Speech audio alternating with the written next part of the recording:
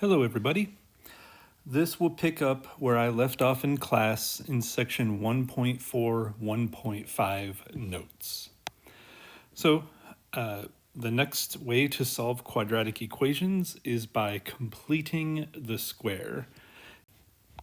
And by design, completing the square makes factoring a breeze and continues into the square root property.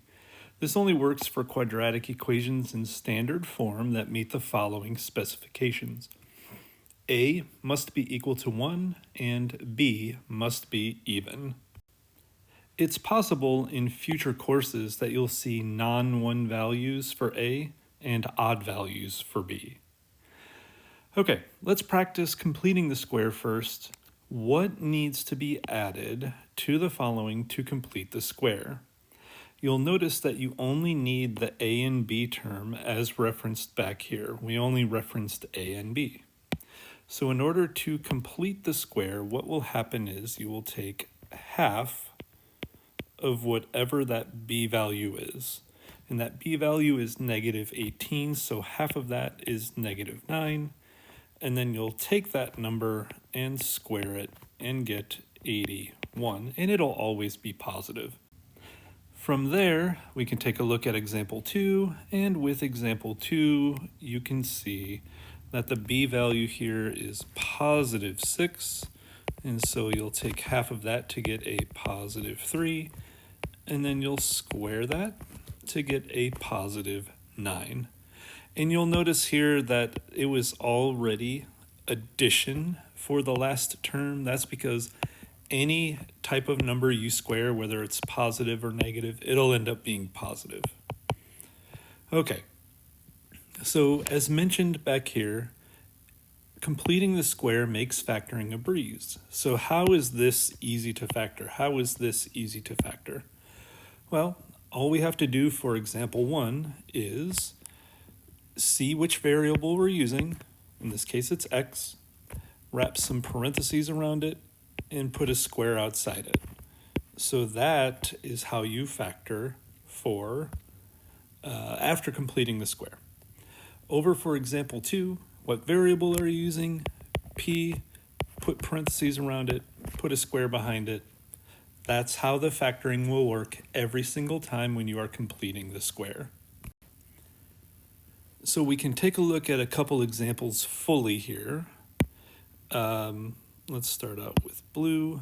Okay, so it says solve the following by completing the square. So the first thing you'll want to do is check, is A 1? Yes. Is B even? Yes. Okay, then we can complete the square. We don't really care about anything else, just A is 1 and B is even. And what you'll do is you're going to put 2 extra terms into this equation, and that will allow you to do the step above. So you can take half of the negative 16, that's going to be negative 8. You can square it to get 64, but you can't just add a number to one side of the equation and not do something to cancel it out. A lot of the times you would add 64 to the other side, but that's the same thing as subtracting 64 right after adding 64. So I put these right next to one another. Add that number, then subtract that same number. They could cancel out, leaving you with a 0, putting you back at this original equation, but we just put that number in there so we could know which variable we're using, like that. Put a square behind it, and then combining these last two numbers to be minus 2 equals 0. What this did, completing the square, is it changed an equation that we couldn't use the square root property for into an equation where now you can use the square root property. So what will happen here is you can add 2 to both sides. So it's x minus 8 squared equals 2 after adding 2 to both sides. From there, You can take the square root by using the square root property, right? Here we go, square root.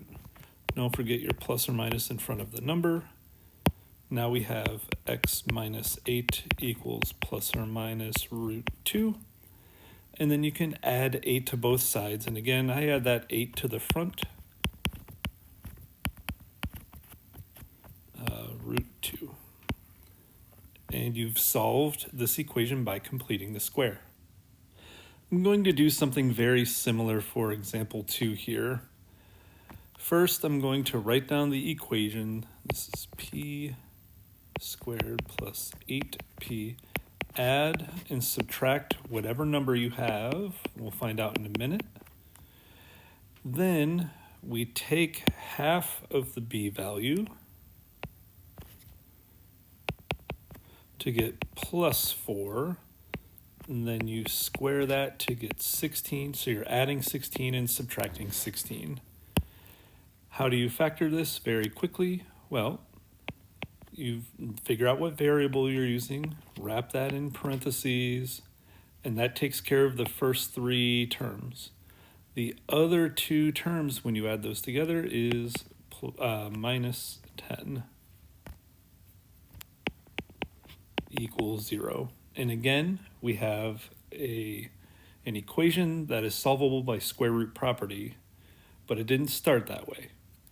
So now that we can use the square root property, we can add 10 to both sides. You can take the square root because we've isolated whatever is being squared.